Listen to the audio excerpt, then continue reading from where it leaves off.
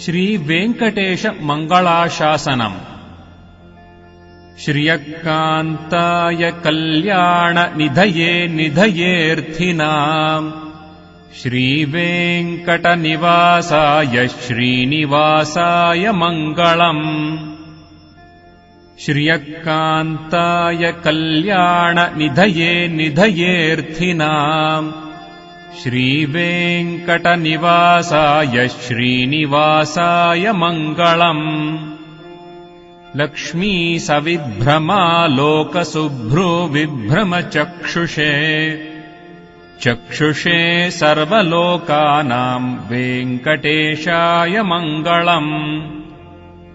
श्रीवेङ्कटाद्रिशृङ्गाग्रमङ्गलाभरणाङ्घ्रये मङ्गलानां निवासाय श्रीनिवासाय मङ्गलम्। सर्वावयवसौन्दर्यसम्पदा सर्वचेतसाम् सदा सम्मोहनायास्तु वेङ्कटेशाय मङ्गलम्। नित्याय निरवध्याय सत्यानन्दचिदात्मने सर्वान्तरात्मने श्रीमद्वेङ्कटेशाय मङ्गलम्। स्वतः सर्वविदे सर्वशक्तये सर्वशेषिणे सुलभाय सुशीलाय वेङ्कटेशाय मङ्गलम्। परस्मै ब्रह्मणे पूर्णकामाय परमात्मने प्रयुञ्जे परतत्त्वाय वेङ्कटेशाय मङ्गलम्। आकालतत्त्वमश्रान्तमात्मनामनुपश्यताम् अतृप्त्यमृतरूपाय वेङ्कटेशाय मङ्गलम्।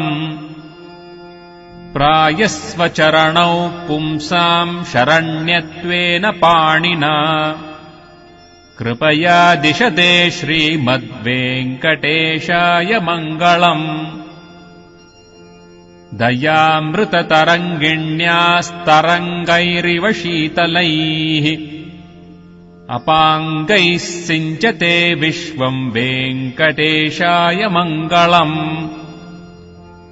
स्रग्भूषाम्बरहेतीनाम् सुषमावहमूर्तये सर्वार्तिशमनायास्तु वेङ्कटेशाय मङ्गलम्।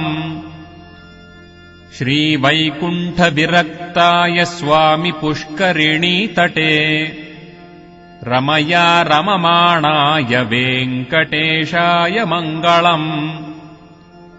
श्रीवैकुण्ठविरक्ताय स्वामि पुष्करिणीतटे रमया रममाणाय वेङ्कटेशाय मङ्गलम्।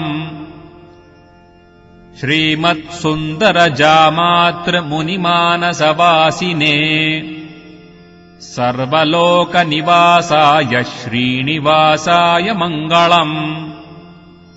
मङ्गलाशासनपरैर्मदाचार्यपुरोगमैः सर्वैश्च पूर्वैराचार्यैः सत्कृतायास्तु मङ्गलम्।